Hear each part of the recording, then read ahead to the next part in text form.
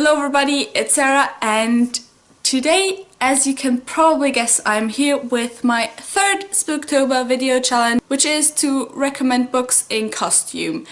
And those of you who know the character that I am can probably guess that this Halloween I am going to be Sun from Princess Mononoke. However, that's not yet the costume. I have not yet made the clothes, so I guess instead of the fur coat she has a comfy sweater, woolen sweater, but I have already finished all the jewelry and stuff, so that was a lot of fun to make. But let's get to the recommendations. Sun, of course, is a person who lives in the woods of Japan and who has grown up with wolves, and since wolves also are kind of my spiritual animal and I have read a lot of books that feature wolves, I thought I'd recommend some of those to you today. First, I have a book that I have talked about a few times on my channel, and that is Wolfish by Kate Recheis. I'm not sure if this has been translated into English or not, but this is a story without any humans, and it's about a pack of wolves who live, well, they lead a good life. They're happy until one day the big bad black wolf comes from the north, and what this wolf wants to do is he wants to have just one huge pack. And like the wolves are on the top of the food chain and everybody else has to listen to them, and so, well, our small pack has to kind of deal with that and decide if they want to join, if they want to fight, if they want to flee. But I love this book because it's not just a great story, but it also deals with a lot of social and economic issues. And there are a lot of metaphors when it comes to nature, about dealing with nature and stuff like that in this book, and so I would really recommend it, and Sun would too. Next is Tanit by Cheryl Jordan. This is set in a kind of tribal setting, prehistoric setting, and it's about Tanit, who is a girl who was found by this one tribe, or the leader of this one tribe, and she was with wolves when she was found. So that guy, who is from a tribe who just hates wolves, takes her in. She grows up, and that is when the story starts. And she is kind of an outsider because she has dark hair, dark skin, and everybody else in the tribe is like blonde and big and like pale or something, like the exact opposite of her.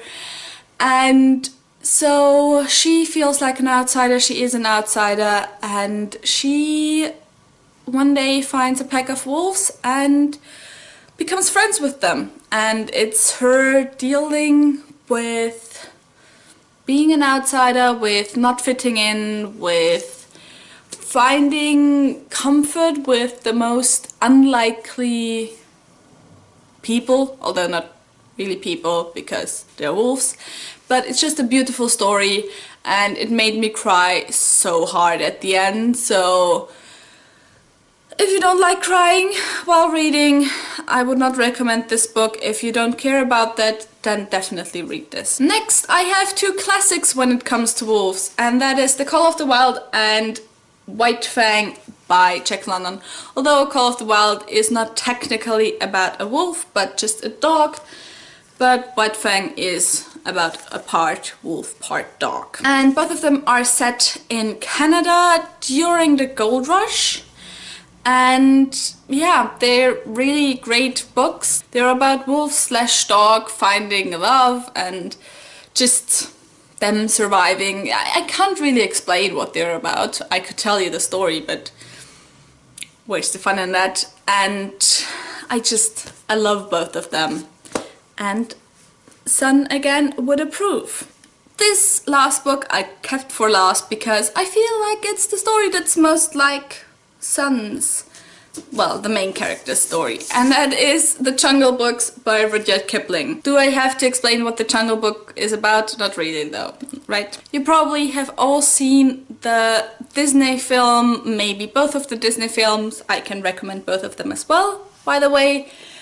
But this story is actually so much different than the original Disney classic, because in the Disney film, Baloo is kind of a bit like bare necessities, and he's very chilled, and in the original, Baloo is actually Mowgli's teacher. And so I just love all of the short stories. This is not a whole story, like in one go, a novel, but it's actually a collection of short stories. They are not even in chronological order. There are also some short stories that do not even deal with Mowgli, but like they're just other stuff about animals and people and elephants, and I love all of them. And I think it's a great book and everybody should go read it. And these were all the books that I wanted to recommend that I think Sun would also enjoy. And of course, something else that I thought of was like just fairy tales, especially Japanese and Irish, like not really fairy tales, but like stories and folklore. But I'm just like, everybody loves fairy tales, don't they? So I hope you enjoyed this video. If you did, please subscribe. I will also leave the link to my last Spooktober challenge in the description box down below, where I take you around different spooky places in Vienna. All the links to my social media are also in the description box down below, so maybe I will post some more stuff on there as I kind of get more of my costume together. And I hope I'll see you soon. Bye!